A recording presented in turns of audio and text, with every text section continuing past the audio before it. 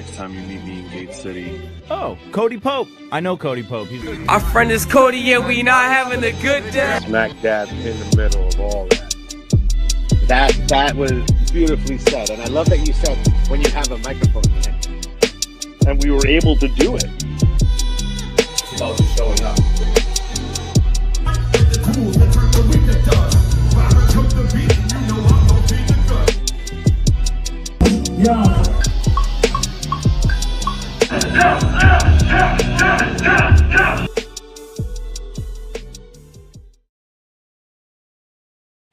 Yo, what up, world?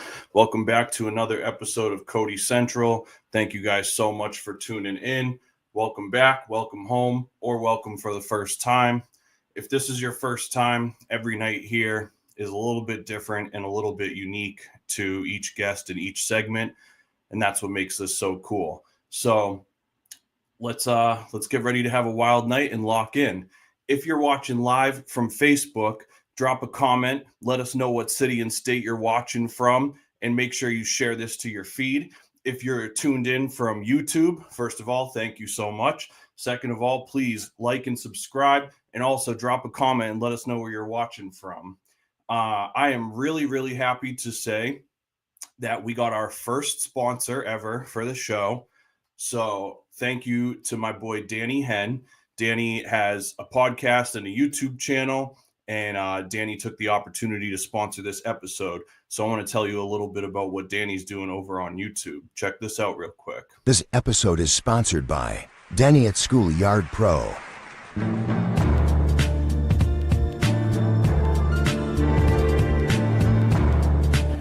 And what an awesome barbecue platter. You are talking the words, my friend. All about the presentation. This pizza looks phenomenal when it...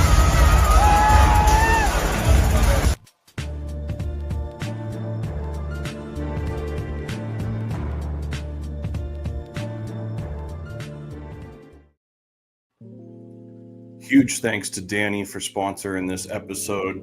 We were trying to raise money so that we can get some better equipment, some better cameras, have some in-studio guests with a better setup for them. So we appreciate everybody that's supporting the movement, and we'll talk more about that as the night goes on. Big shout out to Megan, big shout out to Scott, big shout out to Jennifer. Appreciate you guys being here. Shout out to everybody that's in the chat. It looks like YouTube is popping right now. I love to see that.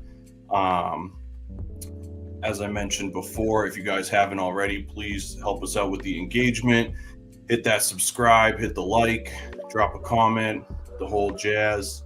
And let's go into some cool shit that I was into this week. So for music of the week this week, I had to switch it up a little bit. It's a little different.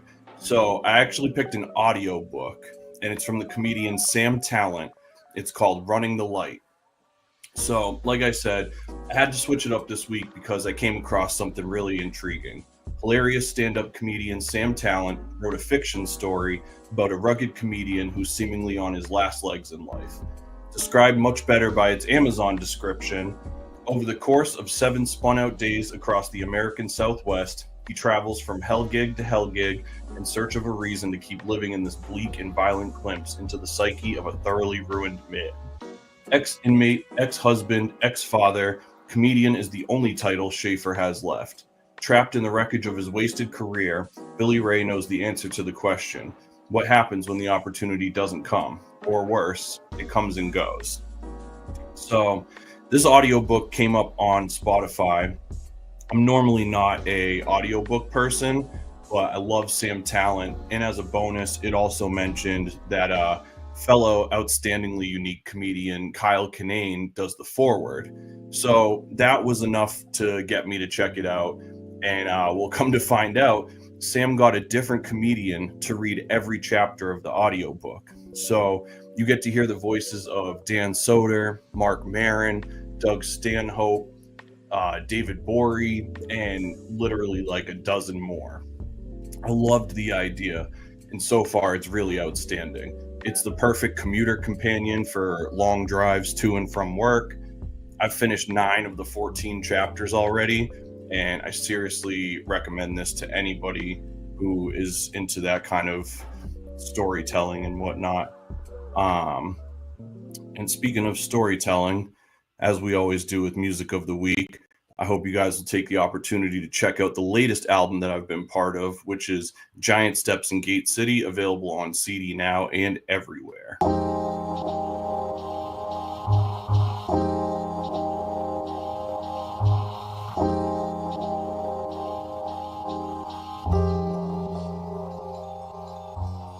My lace is tight enough for...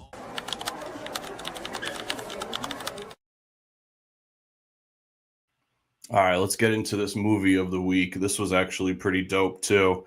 Me and the old lady. Oh, nice. I'm so glad Danny got here in time. Appreciate you, man. Thank you for being the first sponsor of the podcast. You're the man.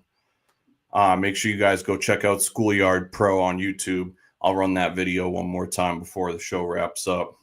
But yeah, let's talk about movies here. So me and the old lady went to the movie theater this week, and I was pleasantly surprised. The son of Anthony Perkins of Psycho, directing an adaptation of a Stephen King short story. Count me all the way in. This got me excited, and fortunately it delivered well. Sorry, I should have mentioned, I'm talking about The Monkey.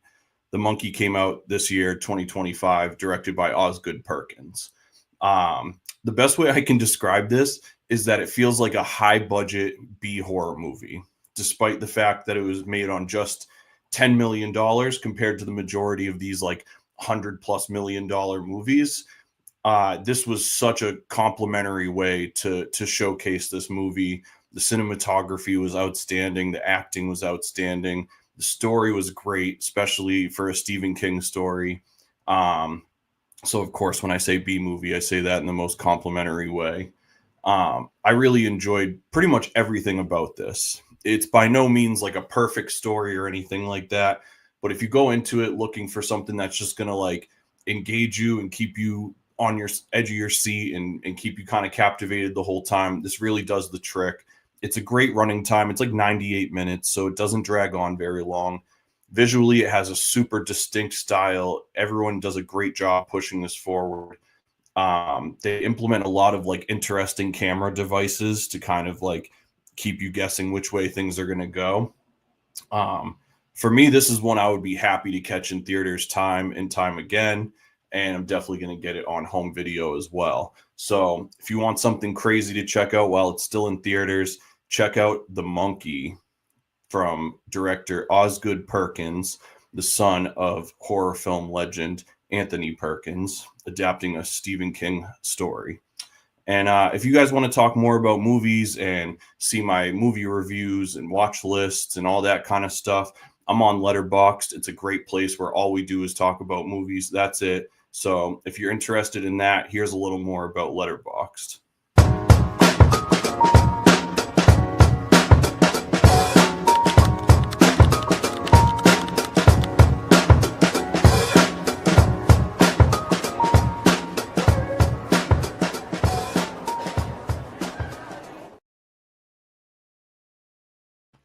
All right, guys, we're going to run through some events real quick, and then we're going to dive into this episode. Big show. Oh, what are we talking? Fast and Furious. I'm missing whatever's going on right now in the chat. So let's run through some events real quick. Let me throw some background music on here for us. And as always, if you guys have an event that you want to get plugged during this run, just shoot me an email at codycentralshow@gmail.com.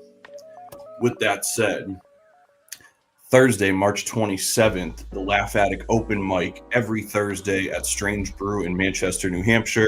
If you've watched any of the past episodes, you'll know that we had comedian Andrew McGinnis on twice, and we had comedian Danny P as well. Danny P is one of the hosts of the Laugh Attic open mic. They're doing a killer thing, so check that out every Thursday at Strange Brew. Friday, March 28th, the Laugh Attic actually has a special show going on.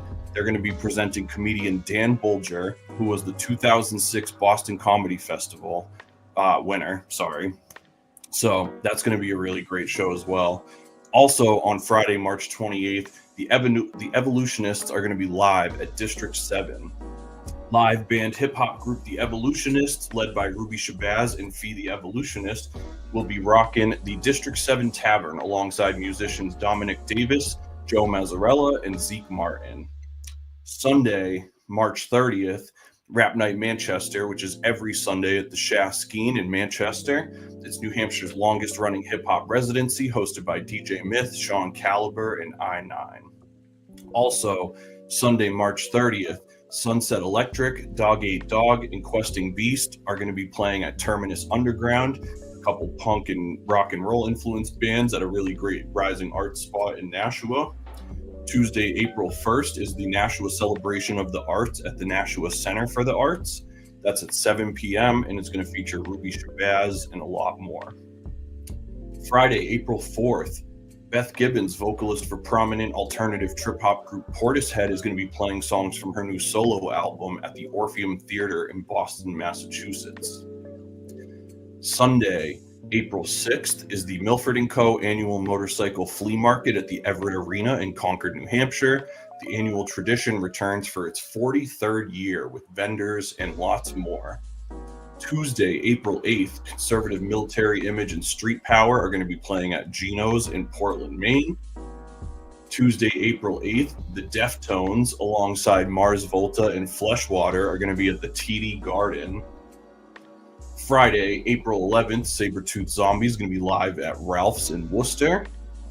Friday, April 11th as well, Murs is bringing his final tour ever to Vermont with the one and only Mr. Burns. Shameless plug, Friday, April 11th, you can see myself and Byron G at Cody in Lowell, Massachusetts. We're doing a show with the New Hampshire Underground people, Mr. Goodbars, Six Minds Combined, and more. The next day, on Saturday, April 12th, is the Punk Rock Masquerade at Terminus Underground. There's going to be music, dancing, arts, costumes, masks, vendors, all sorts of shit. Sunday, April 13th, Cold Cave is going to be at the Brighton Music Hall. Cold Cave is the solo project of American Nightmare and Heartworm Press founder Wesley Isold. Thursday, April 17th, Denzel Curry is going to be at Roadrunner in Boston. Saturday, April 19th, Joe List is going to be at the Wilbur in Boston, Massachusetts. Shameless plug, Friday, April 25th, Cody Pope and Byron G are going to be at the Aphodian Theater in Portland, Maine for Graphic Melee's album release show. Graphic Melee is going to be on Cody Central next week as well. Thursday, May 8th, legendary independent cannabis enthusiast and hip-hop artist Currency brings his 420 tour to the Middle East in Boston. Thursday, May 8th, hilarious stand-up comedian Stavros Halkias is going to be at the Hampton Beach Casino Ballroom in Hampton Beach, New Hampshire. Sunday, May 11th, Baroness is going to be performing at the Sinclair. Monday, May 12th, Kendrick Lamar is going to be at Gillette Stadium. Sunday, May 18th, Death Before Dishonor is going to be having their record release show at Sonia in Cambridge, Massachusetts, alongside Shattered Realm and a lot more. Saturday, May 24th, one of the most iconic 80s death metal bands, Obituary, is going to be at the Worcester Palladium. May 31st and June 1st is Tied Down Fest in Detroit, Michigan, featuring American Nightmare, Speed, Judge, The Wrong Side, Hope Conspiracy, Fiddlehead, Trial, tons more. It's going to be an insane festival.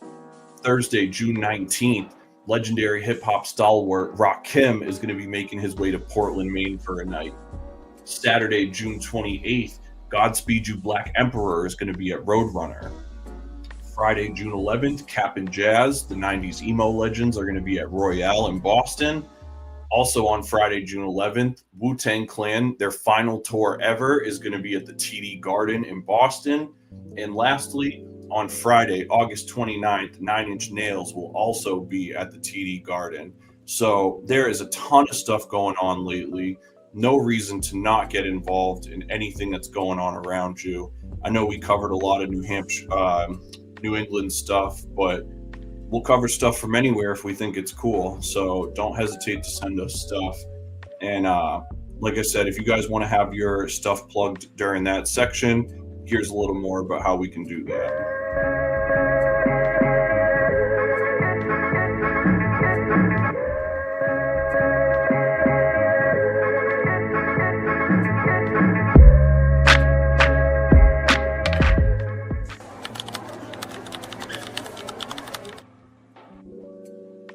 All right, guys, thank you for bearing with me through all of this stuff tonight.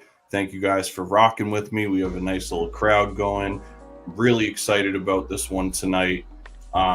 Tonight's guest is a multifaceted musician. He's done production, he's done engineering, he's done DJing, he's now rapping and emceeing as well.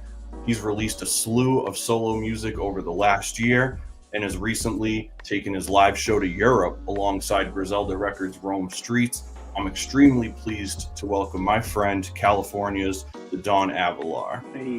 Hey, what's going on, brother? How are you? Doing great, bro. How are you, man? I'm doing great, man. Thank you so much for making time to rock with us tonight. Big Byron's up in the chat already. Much love. Hey, that's my guy. Hell yeah, much love Byron, bro. Girl, thank you. Let me just take a moment to say thank you for having me, man. I'm really excited. The platform itself is super dope, well organized. I really like the flow already. So I just wanted to give you some flowers before we even get started, man. Thank you, man. I appreciate that. Absolutely. So first things first, the chat is officially open for Q&A for the remainder of the time that we're live. If anybody in the audience has questions for our guests tonight, please drop them in the chat. We're going to pick our favorite ones. We'll put them on screen and get those questions answered for you. Shout out to Jen. Jen said, welcome, Don. Hey, thank you so much. Thank you for having me. Absolutely. Grateful to be here. Dude, I'm grateful too, man. I really appreciate your time. I know the time zone, I was worried if the time zone thing was gonna like fuck us up or not, but nah, man, I would make time for this, bro. No question. Appreciate you. So I figure the first thing that we should do is kind of give people a little bit of your like creative backstory. So I know some of your backstory, and from everything I know, beat making and producing was like your first love when it came to hip hop. Yeah. So what age were you when you started really like exploring your musicianship, and what was it that kind of inspired you to take that leap? Well, I mean, it really started when I was like 9 or 10. I actually started playing the guitar because my uncle played the guitar and I thought it was super dope. He would sing and play the guitar, and I was just like, I want to do that. You know what I mean? I don't know how you do that, but I want to do that. So I picked up the guitar when I was little. And I grew up in high school. You know, I was in like a few garage bands. They were all like hardcore bands, funny enough. But, you know, I would just find people to play with, people to jam with. And, you know, as you get older, not everyone doesn't get as, you know, doesn't keep it as serious, or the passion isn't there for them. So it's hard to link up with, you know, 2 to 4 other band members and practice and create music and da-da-da. And I've always had a love for hip hop. So I would say like maybe when I was like, I think it was like, I was 20, 21, a homie of mine showed me that you know how to, like, the software to make beats. I started on a little iPad. The software is called like Nano Studio. It was like $20. Oh, so I started making some beats on there. I just had like some like very generic sounds, but I loved it. And then my homie, he was like, dude, you should use like a real DAW. And so he showed me Logic and Pro Tools, and I love Logic. So ever since then, I've been using Logic. I'm 32 going on 33 now. So, you know what I mean? So it's been about 10, 12 years and really haven't looked back since. Hell yeah. Speaking of that, our boy Danny asked, is that a MPC-1 behind you? Yeah, bro. MPC-1. I love this thing. I actually just started using MPC maybe like a year ago. My lady got it for me for my birthday actually last year. And, it's probably my favorite way to make beats now, bro. Just chopping up samples on there, even like the you know, the drum kits that are already on there, the way you can build, the way you can add stuff. It's just like the workflow is so it makes too much sense. So I usually end up starting right here and then moving it over to the laptop. Damn, that's sick. I want to ask you more about that. That was like one of the questions I have. If you see me looking over here, it's because I have like a screen of questions. No, you're good. You're good. So when we first met, you were like the producer and DJ for another artist, and you guys were kind of like collaborating. Yeah. Doing that and just being like a producer and engineer for over 10 years, if I understand correctly. Yeah. What sparked your transition to become an MC and solo artist? Oh, honestly, it was just like the bank of beats. I had so many beats that I was just in my mind, I was like, how is nobody taking this? Like, I just, you know, like, I'm not trying to gas myself up, but like, you hear some of the stuff. I know Byron feels the same way. Like, you make something, you're like, bro, this is dumb. Like, this is so crazy. Like, how is nobody just like finding the pocket or wanting to rap on this? And so I literally was like, well, maybe I should give it a shot. And that was actually March of last year. So it's been exactly a year since I started writing my own music. So this kind of little anniversary, you know, right now as we speak. Dude, what a run, dude. Holy crap. For 1 year. That's crazy. When you guys hear the shit we're going to talk about tonight, you're going to be baffled that this is a year.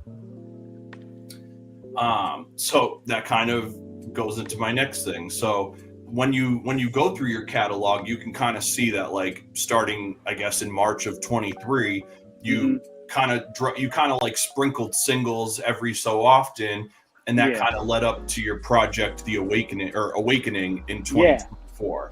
I've been jamming that a lot, by the way. It's an awesome project. Thank you, man. That means a lot. That means I way wanted more to than ask you think it does. Yeah, it's really cool, man. It's very eclectic. It has like a really good vibe to it. I really enjoy it.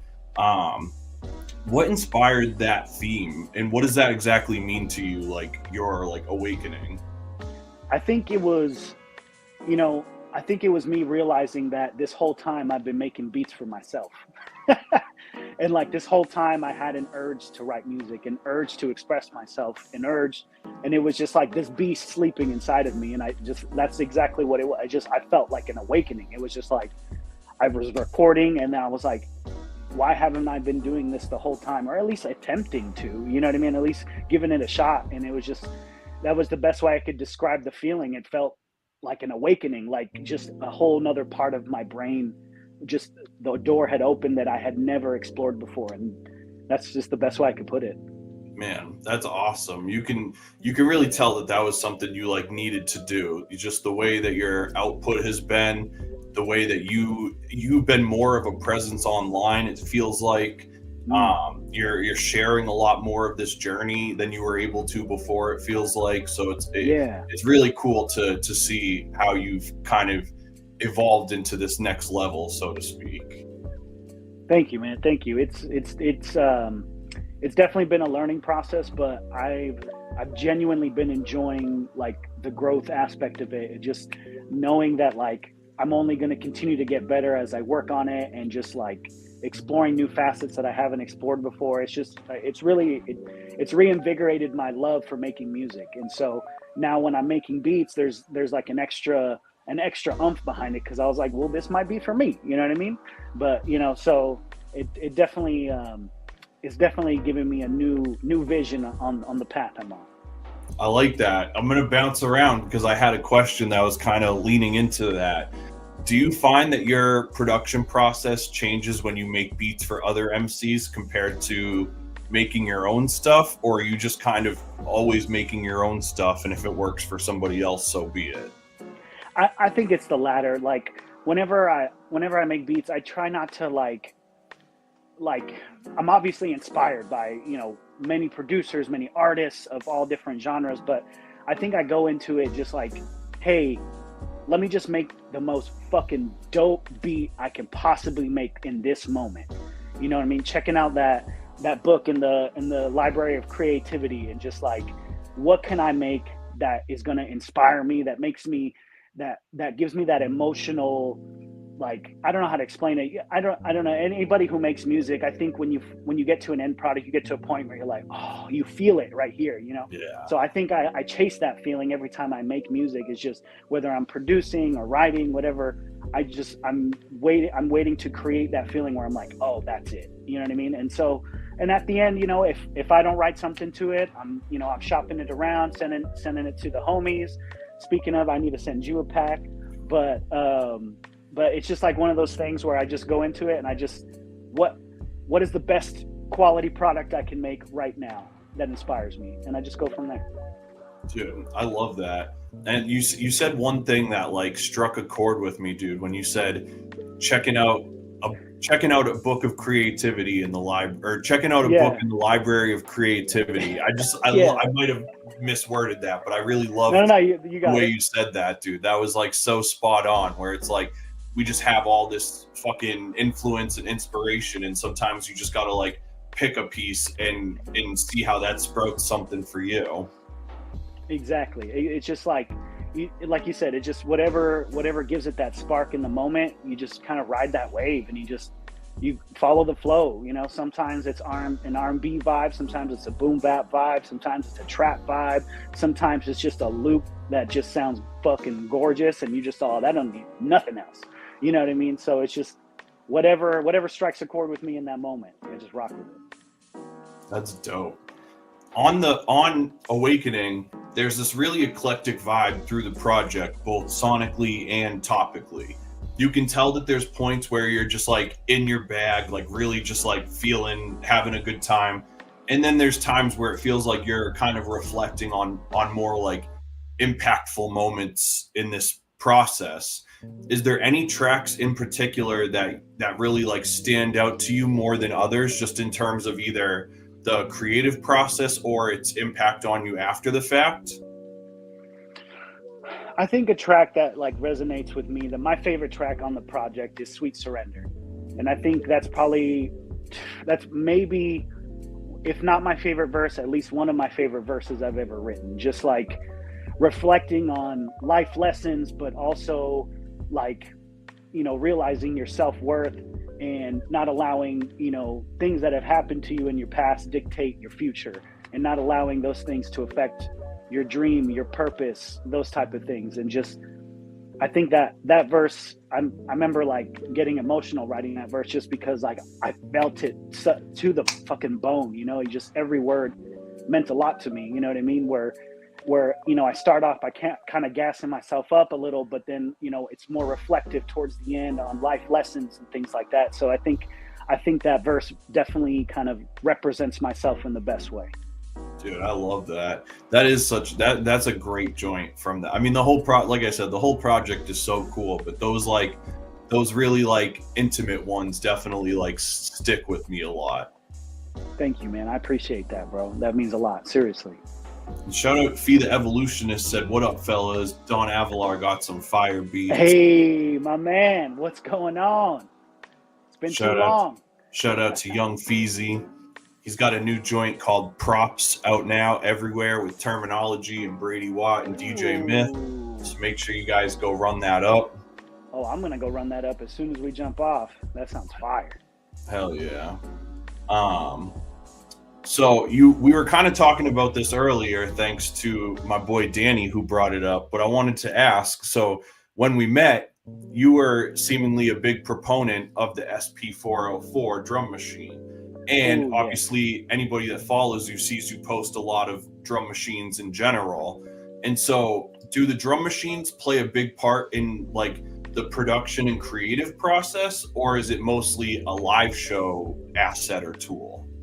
So for the SP404 specifically, I use it as like a live tool. So, but it gives me the flexibility to like chop up my beats live. You know, yes, I've made the beat, it's already completed, but I'll reload the samples into the pads, so I can literally chop it up live, create the loop, and then jump and then, you know, rap on it. So I feel like it gives it that extra, it gives it a performance. You know what I mean? When you're performing live, that's what it is. It's a performance, you know.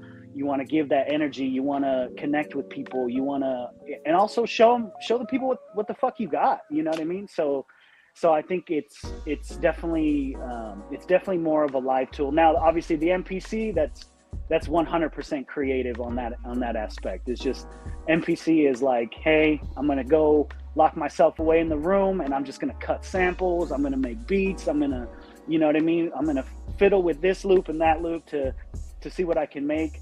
So it definitely depends on the tool, but the SP404 is usually for mostly live stuff. I love that.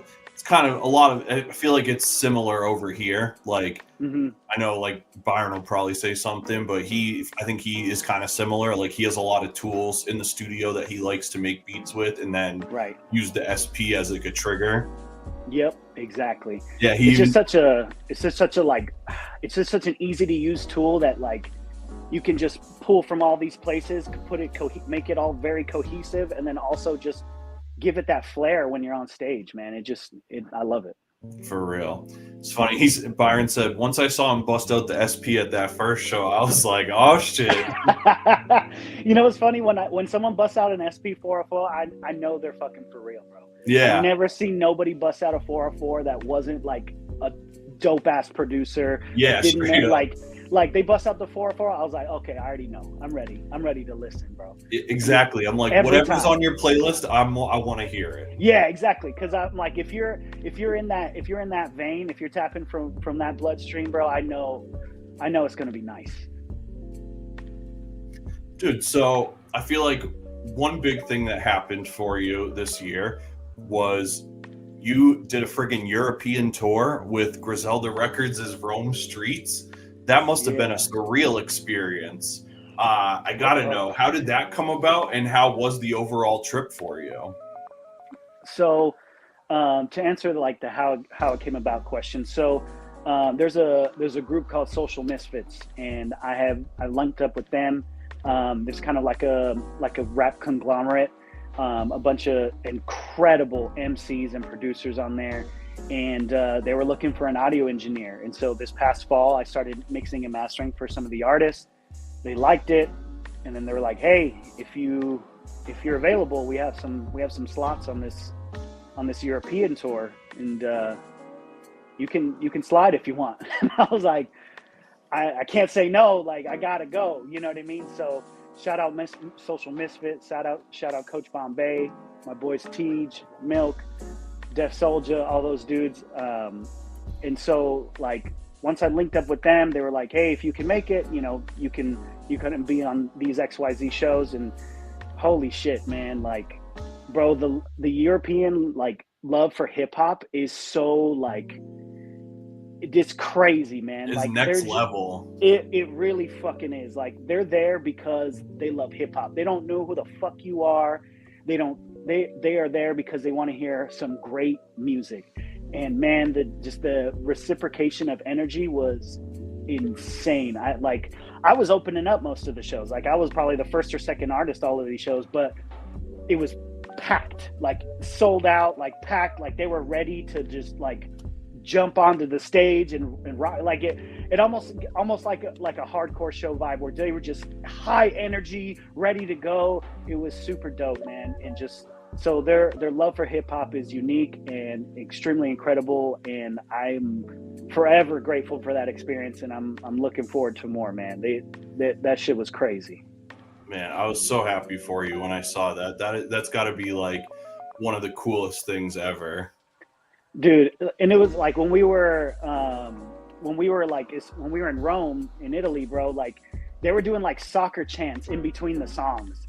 They was like, hey, like, dude, they were like, it was like, I was all, bro, where am I? This is so fucking beautiful. Like, and it was just because they loved to be existing in the same space as you and to hear what you had to share. And it was just cool, man. It was just cool. Down to earth people that were just like, hey man, I fucked with your music. You know, who are you?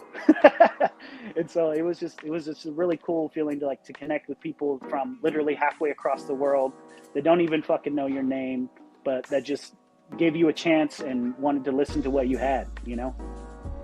Man, that's remarkable. It really is like such a different level of like love and appreciation, because I think they just like understand as a culture that they just don't get that all the time, and how much work it is to get over there. And so it's like anybody that's willing to like make the trek and do the work that it takes to get over there, I'm sure that like means a lot to those audiences. And that's so cool that you were able to like be part of that and contribute something to their like culture there as well.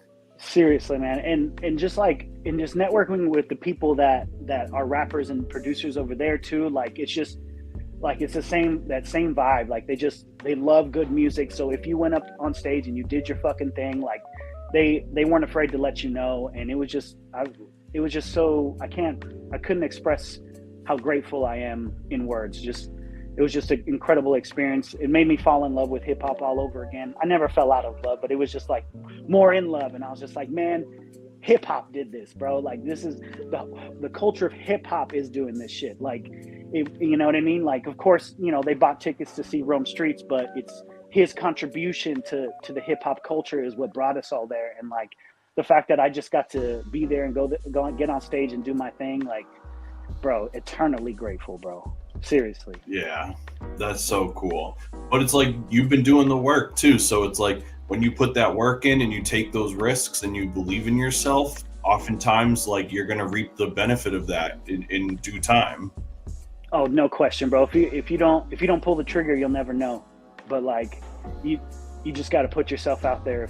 Like, no question. If you're, even to this day, there's sometimes I'm doubting songs I made, doubting beats I made, but like, just fucking let it rip, man. Let it exist in the universe, and let what you put out be reciprocated to yourself, because you don't know what's gonna happen, bro. You really don't. Do you have a favorite place that you went on that tour? Like, was there any place that you got to like spend time during the day or anything like that? So I got to spend a lot of time in London and a good amount of time in Rome. And bro, I'm not gonna lie, I would live in London. I would straight up live in London, dude. Like, incredible Indian food, incredible Mediterranean food. Everyone's super chill. 5 p.m. hits, everyone's at the pub, bro, grabbing a beer. Literally everybody, bro. Like, if you're not at the pub at 5 p.m., you're weird.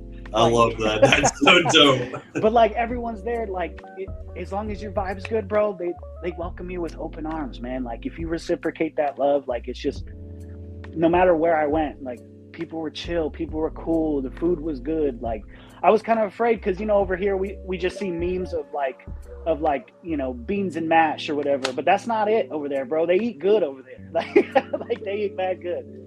And like, I would say definitely Rome, Italy, bro. Like, I was lucky enough to go check out like the Colosseum, and like they have a bunch of restaurants out there. So of course we grabbed some pasta and some espresso and all that. And like, it's as good as you could ever imagine. Like, I was like, oh, I never tasted pasta like this, bro. This doesn't, it don't taste like this at home. But yeah, man, I would say those two spots were easily my favorite for sure. Any big touring or like performance plans coming up this year now that you've like checked that one off the bucket list? That's something I'm in the works right now. I got a show coming up here in Northern Cali and Santa Rosa area. But as of right now, I'm literally booking as we speak. Nothing set in stone, but I have a good feeling that we'll knock out quite a few shows before the year's out. That's for damn sure. Oh, that's exciting. I love that. That's Absolutely. So great.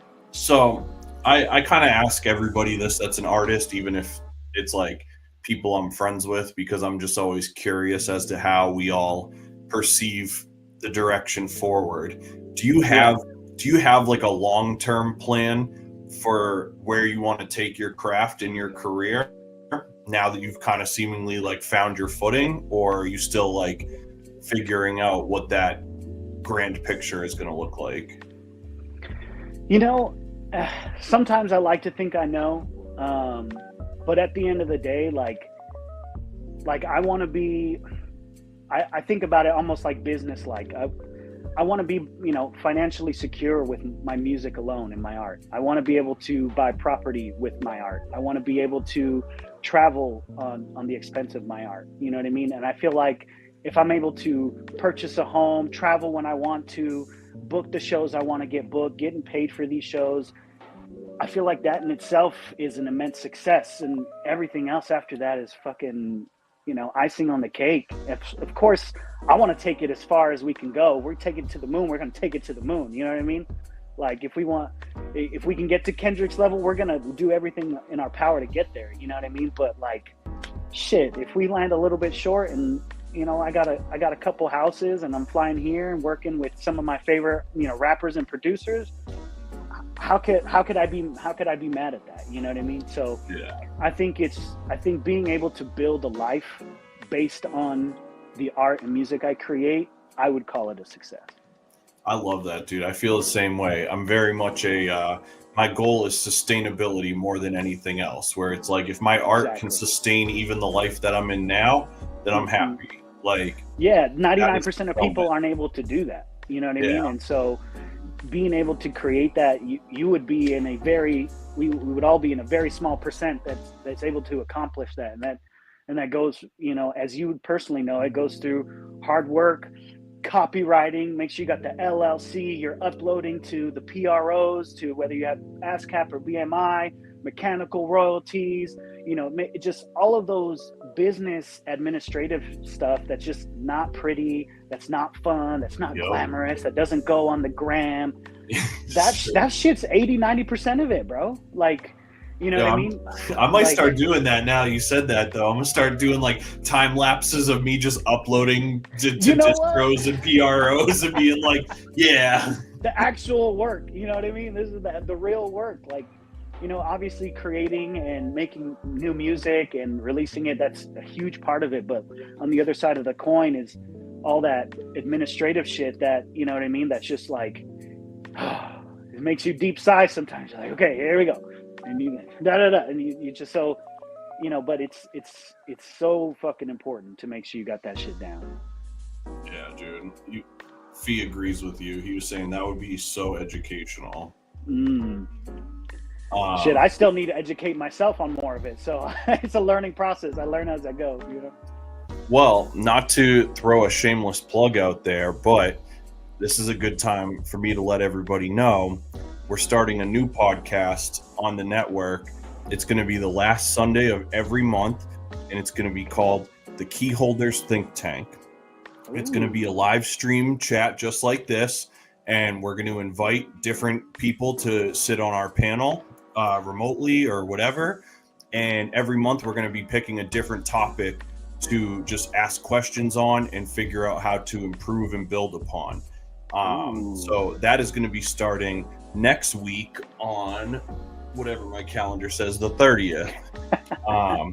So it's going to be Sunday, March 30th. I'll post more about that coming up soon. It's probably going to start in the afternoon, like late afternoon EST, but we're going to work all that out as we lock in our panelists. So I'm definitely tuning into that, bro. Yeah, like, I definitely want you part of that. Anyway, I'd love to be a part of it, bro. Any way I can like acquire more gems to life in the music industry and how to maneuver and like how to move through this thing we call life, man, I'm there for it, bro. That's how I feel too, is like I just want to be a part of the process of sharing knowledge, because I know I've picked up some shit along the way, and I know that a lot of other people have a bunch of game that I don't have. And so there's lots of people that have been doing it way longer than us that have the keys, bro. So straight up. That's one of those things. So I can't take full credit for the idea. Back in the early 2010s, a bunch of like the New Hampshire hip hop OGs, Bug Out from Granite State, Craig Mosier from WSCA Radio, they started what was called the New Hampshire Hip Hop Think Tank. And it would be at a community radio station in Portsmouth. And it was an open invite thing. And we would show up and just like literally ask questions and kind of like town hall kind of thing. That's dope. It went really well for a couple times, and then it started to fizzle out. So I had asked them, I was like, hey, can I like take this thing over and start doing this in Nashua, because it was about an hour north of me. Yeah. And they were like, yeah, absolutely. So we did it in person a couple times. It was really cool. And much like everything, it kind of fizzled out.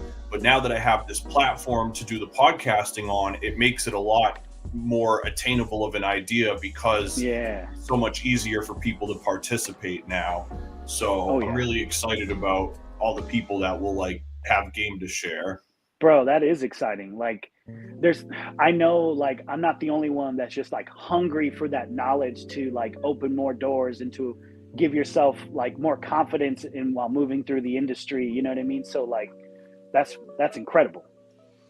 Yeah, I'm excited.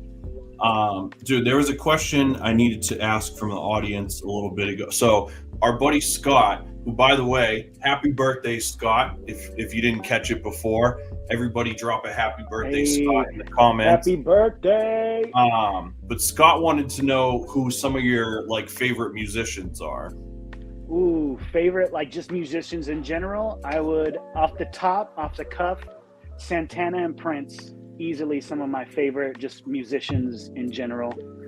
Probably Jimi Hendrix is up there too. Just like creators of innovation and like just like literally doing it their own way. You know what I mean? Like Santana, like he was like the lead guitarist. Sometimes he sang, sometimes he's composing. So like Prince, like his style is so unique.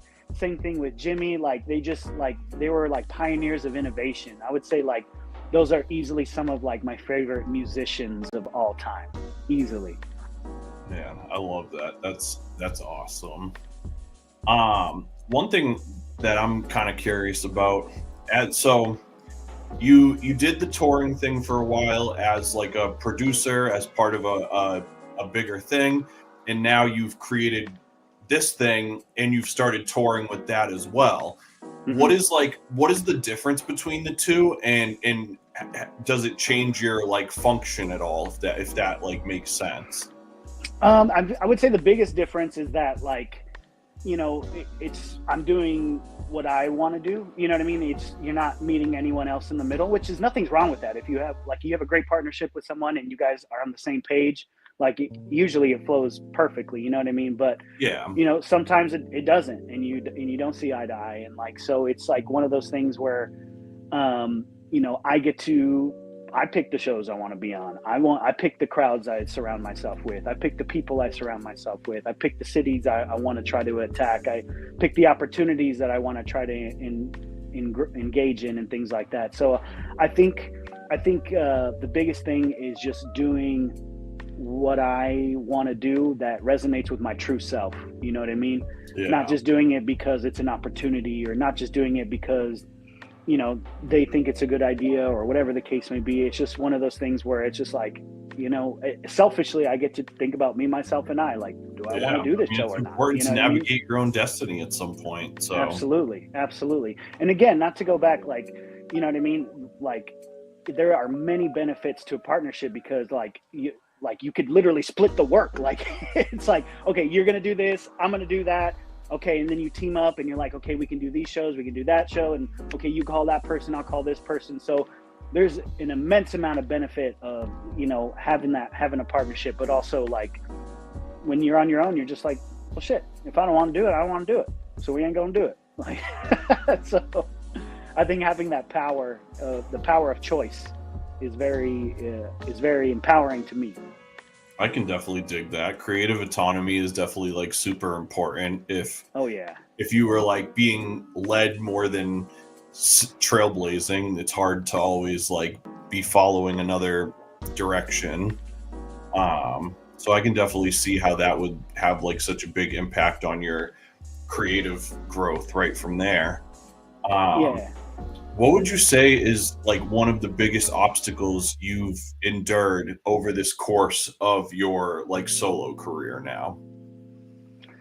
Biggest obstacles? That's a good question. I would say like getting out of my own way. So, you know, not maybe thinking I'm not good enough or haven't earned said situation or opportunity, or even when I'm creating music, like I don't have anyone to bounce that off of. You know what I mean?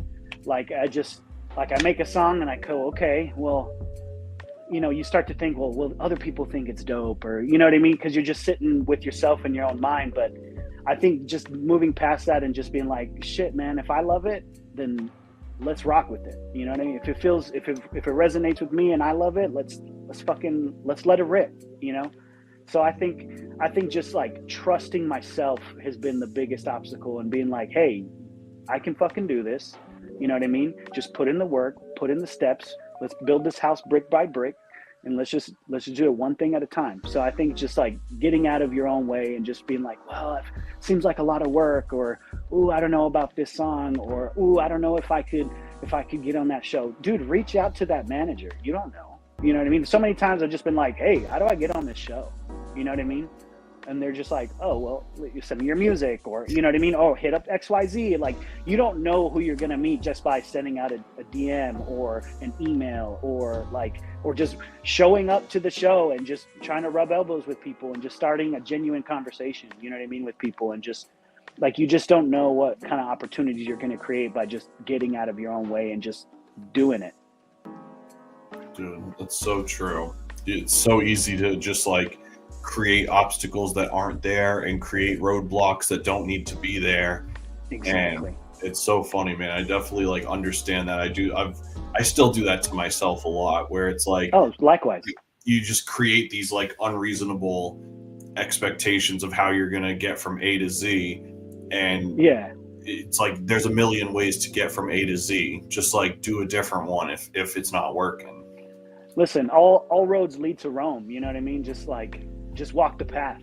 You're going to get there, you know? But if you're not going to take the steps, you're never going to get there. So you might as well, it's better to take a step, realize it didn't work, and then try a different step. And then, you know what I mean? And learn from that one and learn from the previous one and just keep it moving. Because as long as you're going to keep it moving, the trajectory is this way, as long as you keep stepping.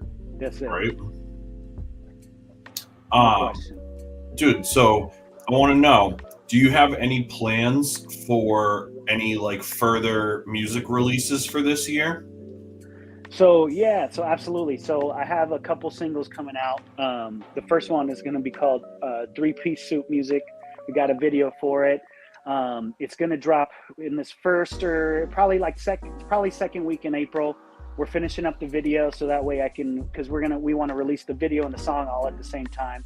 So we're probably looking like the latter part of that second week in April. If anyone knows who Unlearn the World is, he's actually featured on that song.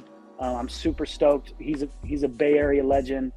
He's from New York, but he's come and he's built this non-profit conglomerate called Hip Hop for Change, and where he helps younger kids, you know what I mean, about like high school age, learn how to produce music, learn how to make music, learn how to write, you know, shows them how to work in a studio. And so, and he's also an insane MC, so freaking good. So I'm really grateful to have a song with him, and so that'll be released mid-April. And then I have another single probably coming out in May with a very, very good producer from New Mexico named Late Night Loki. He pulled up to me here in the Bay Area. He was just like on a work trip. He was staying in Chinatown. He was all, dude, pull up to my hotel room. Let's just hang out. Let's just see what's up. He had gone like record digging earlier that day, and so he chopped up a sample literally fresh on the spot. Took him maybe 20 minutes to make the beat. And I like in that moment he was cutting the sample. I already had like 8 bars written, and I was just like, yo, and I spit it to him. He's like, yo, let's make this a song. So that song called Chinatown will be out in May, and that'll have a video too. So a couple pre-singles to the next project coming out probably in the summer or fall. Don't know what this project's going to be called or anything like that. I'm just kind of building a catalog that I can kind of, usually I make like as much music as I can in a time period, and then chop off the fat to see which ones like really resonate with me the most, and kind of release that as the project. It's interesting, because I was going to say Awakening came out like right in December of last year, and I don't think you've dropped anything yet. So not yet. What's like the time frame that you're comfortable going between releases typically, or are you kind of figuring that out right now? You know, I'm in the process of like, if it was up to me, like, you know, just to be real with you, if I didn't have the 9 to 5, that song would probably be out already. You know what I mean? A couple singles would probably be out. But you know what I mean? You know, life is lifing sometimes. So feel that. If it was up to me, bro, I'd drop at least every month, like, and just keep it moving. Just keep loading up the chamber. But it's okay, because I think sometimes life has a funny way of letting you know to like, hey, slow down, work on your craft.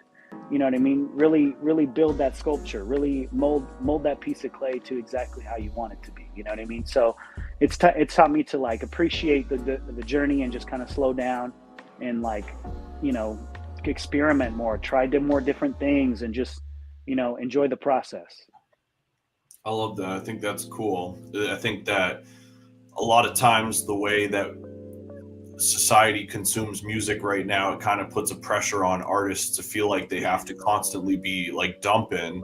And when you're making stuff, you want to like get it out as fast as you can, but you also don't want to be dumping on other people's time. And I feel like that's what starts happening is people create these outputs that they can't keep consistent. So eventually they fall off, and it's like, oh, you were dropping a song a week, what happened? Or, oh, you were dropping a project every 2 months, like what happened?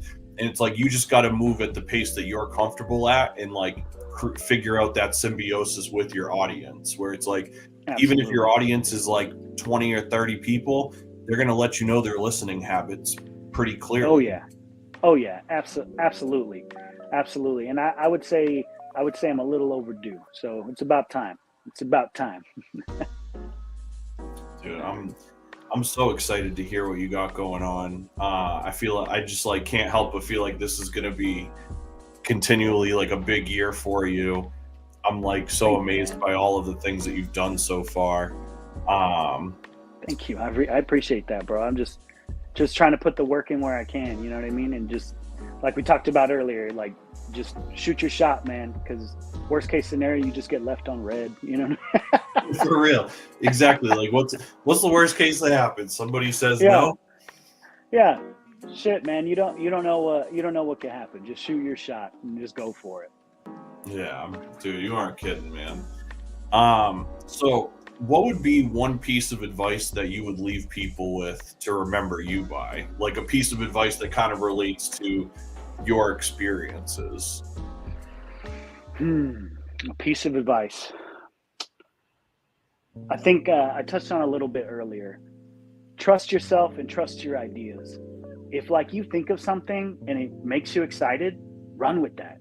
Like don't let it die. Like don't be like, oh yeah, well that was cool, but I gotta, I'd have to do this first.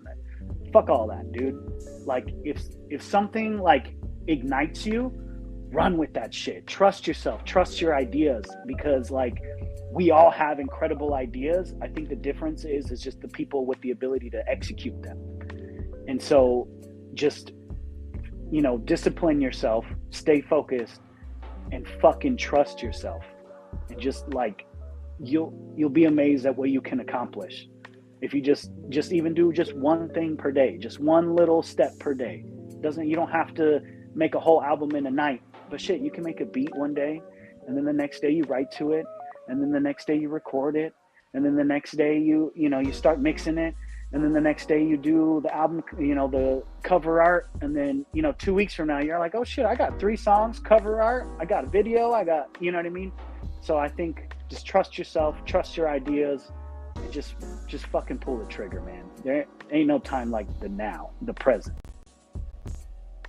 True that, man. Fee in the chat said agree with that. Great Salute, advice. Fee. Thank you, Appreciate Fee. you, man. Thank you to everybody that's been rocking with us tonight. Thank you so much for making time to do this tonight. One big thing to everybody, if you see the banner going across the screen, make sure you follow at the Don Avelar on Instagram, and you can visit bio.to/the Don Avelar for all things music and show related. Make sure you guys go and run up the new project, Awakening. It's on all streaming platforms, everywhere that you listen to music. Go and run that up. Make sure you follow.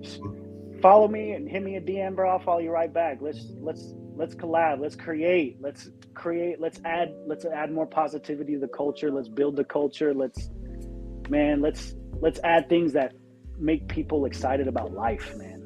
That's what I'm about. I love that, man. Dude, thank you so much, man. This has been so awesome. I'm looking forward to catching up with you in the real world soon. I'm Absolutely, so excited bro. for everybody to go run up the Awakening. Thank you so much, man. Once again, everybody, please show some love to the Don Avelar. Catch him rocking all over California and the planet. Hell yeah. Hey, man, thank you so much, bro. I appreciate you. This has been truly incredible. Energy on 11, vibes on 11. I had a great time, man. Thank you. Thank you, bro. I appreciate you. Much love. Much love, man. Man, huge thanks to the Don Avelar. Always great to catch up with him. It was so much fun. thank you to all of you guys that joined the chat tonight. This was a really special episode for a number of reasons, and appreciate you guys participating in that. As I say every week, the live chat really makes things pop off. Yeah, this thing is just getting bigger every week. I appreciate you guys being here. Biggest thing you can do is just share this wherever, when it's done. Tell a friend that might like it. Invite somebody else to tune in next week. Host a little watch party at home next week. But let's keep this thing going, man. I really appreciate you guys being here.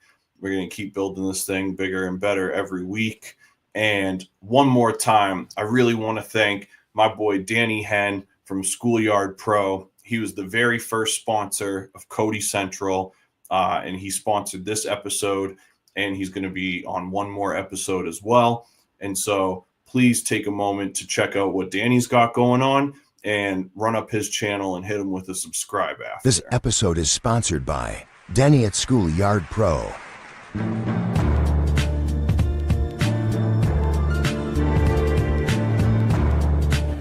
And what an awesome barbecue platter. You are talking the works, my friend. All about the presentation. This pizza looks phenomenal when it...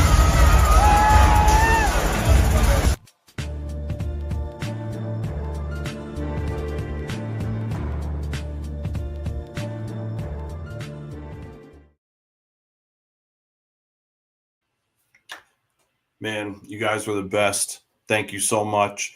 I'm going to leave you with one last message as we head out. So I'll part with this. Good night. Much love. And I'll see you guys next week. And check out this final message from me. Preach. This program was written, produced, and created for live stream broadcast by Cody Pope. To learn more about Cody Pope and Storytellers Creative Services, please visit www.hellhoundpublishing.com/services. Cody here. Thank you so much for being part of another episode of Cody Central with me. If you'd like to support the program and help me sustain and grow the show, please consider checking out the QR codes below, which include my latest album release, our Patreon channel, as well as general donation links to help us offset some of our programming costs, such as our streaming platform and studio rent. I've also launched a fundraising initiative directly through the Hellhound Publishing website. For any of the increments shown, you can promote your event, service, album, product, merchandise, podcast, business, or whatever it is you have, in addition to a number of other benefits. Check out the website for more details and an easy way to contribute to the cause.